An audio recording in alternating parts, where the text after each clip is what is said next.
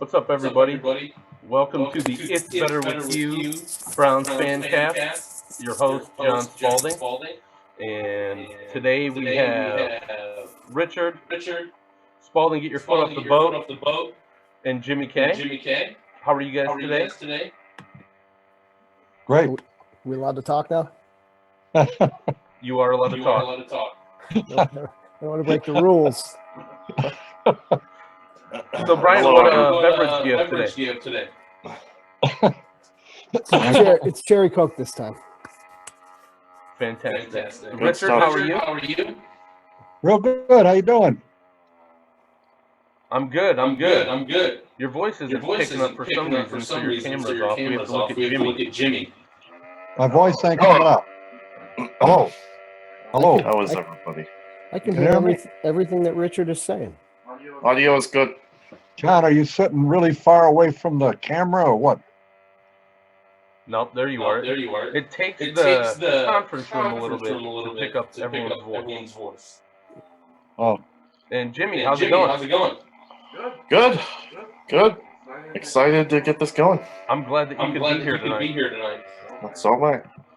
All right, guys. So let's look at our agenda. Again? We have what?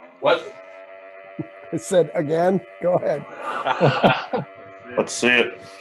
Tough crowd tonight, everybody. Which blockbuster trade do you like best? And this will be of the trade scenarios that people have said may come up for the Browns before the draft or on draft day. Next is the Browns and social media. Get your reactions to that. Then we'll have a couple quick takes of Garrett or Trubisky number one, and then I have a little bit of a free agency update slide in there. And then we will talk about our next broadcast and when that should be.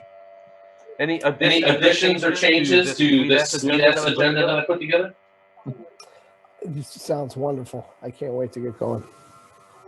Sounds good. All right, guys. Great. Go into the first one. Will Hugh Jackson be joining us this evening? I don't think he's heard about the show yet, but I guarantee he will be here by the end of the season. All right.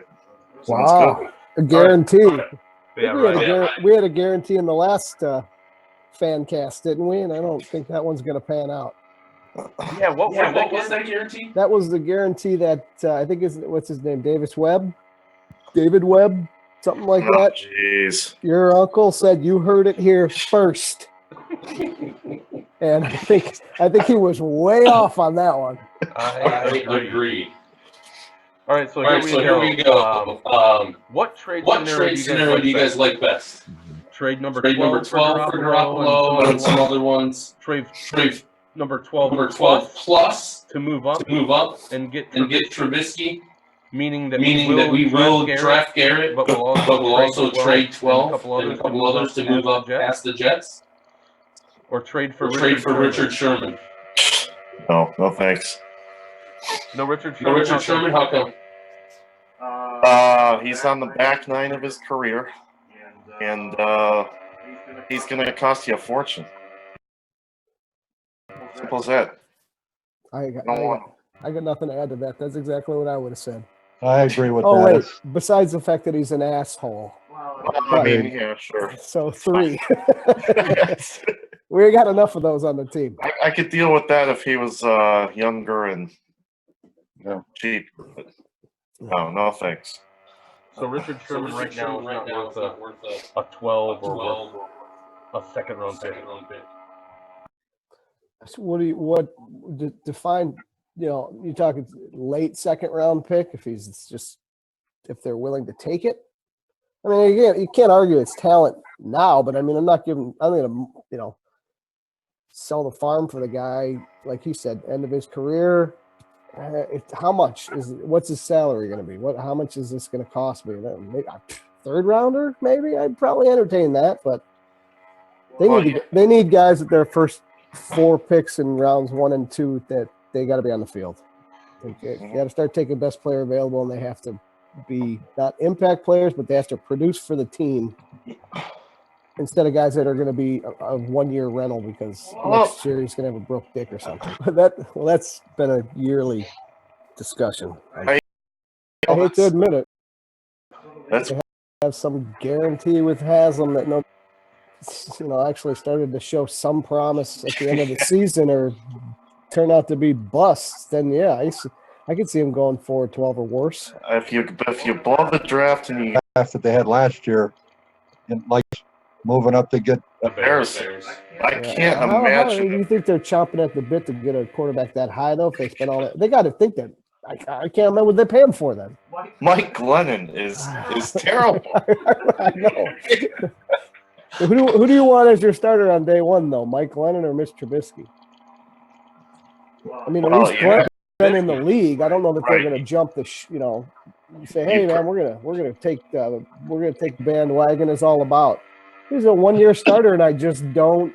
I watched as much film as anybody else. The little bit that's out there, I don't understand that pick at 12, unless they're sold that he is. Why is there a cow somewhere? Oh, that is my thing on my computer. Thank you for pointing that out. What? Then they all are. I don't think they all are. I think Trubisky. Right. I see. Yeah, I agree with that. I agree with that. I like Trubisky, and I'll tell you why. When he went to North Carolina, he didn't go there for football. He went there for academics. So he sat behind a starter already. Okay, wasn't his fault that he didn't get the start. I mean, he had to beat out a starter that was already starting there. Okay, so he ended up playing like one year as a starter, but he went there for academic reasons. I watched that kid play at Menor. Okay, I know high school. I know. Some 10 games at least. I know. I'm just saying that. To me, when the pressure's on, you want to see what type of character your quarterback has, and he's playing in overtime games against St. Ignatius, St. Ed's, and those are no slough teams, and they beat him in that. I mean, he maintained his composure, and that's a lot of pressure on a kid in high school. And I think he would have gotten, if he got more playing time at the college level, and he wasn't sitting behind a starter. I think that people would have really seen what he could do. And I think he's unlimited, and I think he's a worker, and I think he's got a good attitude. He's not going to come in here like a clown like Manziel. And I got to confess, I love Manziel because he did things that I never seen anybody do. And playing defensive end, one of the things our coaches told us was to turn the end in. Well, that guy used to get around the defensive end and then beat the corner to the end zone, which is something that was an incredible thing to see him do. But then if he would have worked and he came in with a good attitude and he wasn't a drunk, he probably would have succeeded. But, Allegedly. I think he would have succeeded. What are you drinking, a margarita? If he has a good attitude and wasn't a drunk. If he wasn't Recipe a for drunk, NFL success right there. if he wasn't in the hookers and blow, he would have been a great guy. Okay, well, you haven't sold me yet. I'm just letting you know. Anyone else? I What about Garoppolo? You getting him? Maybe I'll get you to drink some Marat. I put some Captain in my cherry Coke here. Are we getting Garoppolo? Is that what you? I think the Garoppolo thing. I don't know why. I just have a feeling that's just completely off the table. I don't think it's even out there. I think it's dead. I don't think Bill's going to trade that guy. No, I mean, I guess he might have something in his brain saying, "Hey, if one of these first 4 teams wants to give me their first pick, yeah, then I'd entertain it." But I don't know what. I guess Garoppolo's another one that I'm not completely sold on either. Not enough body of work. This is normal talk, isn't it? I'm optimistic. Hello. All right. It's Richard and I versus The Jimmy world. and you put up the vote. Right. It's a Browns Fancast. What would you expect other than pessimism? Well, we're going to do a draft, do a post-draft analysis. So, but we won't do a pre-draft. So, first round. Jimmy, you're going to be. Best case scenario that you're going to be all right, that we're good to go. The Jimmy K mock draft 1.0. For round one only. For round one I think only. don't overthink it. Just take Garrett at number 1. He's the best player on the board. And if one of the three quarterbacks is available at 12, you grab him. I don't care which one. I don't know who's the best. I'd like to have Watson, but what the hell do I know? Just take one of them. But you're not. So you're not including in the group the Mahomes guy, Mahomes. They keep grouping him in there. Come on, he says, "Hey, I never said Davis Webb. That's someone in Spalding's family that came up with that." Someone that no one's thinking about is Brad Kaya. Anyone? The guy from Miami?